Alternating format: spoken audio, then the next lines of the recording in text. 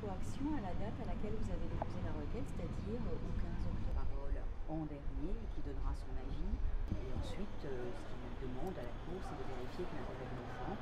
Elles attendent une vraie confirmation, la fin d'une parenthèse assez désagréable, parce que ça fait quelques mois quand même qu'elles se disent alors on a l'adoption mais toujours pas. Et elles attendent que ce soit terminé, que leur famille soit consolidée et qu'elles puissent reprendre une vie normale loin des tribunaux. La PMA est autorisée dans certains cas, pas dans d'autres, mais ce qu'on cherche ici, c'est l'adoption. Et on ne vient pas demander au juge de nous donner son avis sur la PMA antérieure. On vient demander au juge de tirer la conséquence du mariage et de l'existence d'un lien de filiation dans le couple. Ce sont les deux seules conditions légales.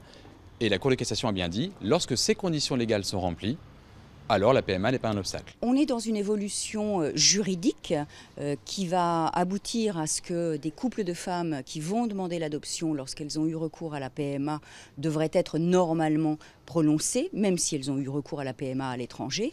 En revanche, en ce qui concerne la question de l'ouverture de la procréation médicalement assistée en France, cette question n'est toujours pas réglée et elle fera vraisemblablement l'objet d'un débat de société lorsque le législateur se décidera à l'ouvrir en France.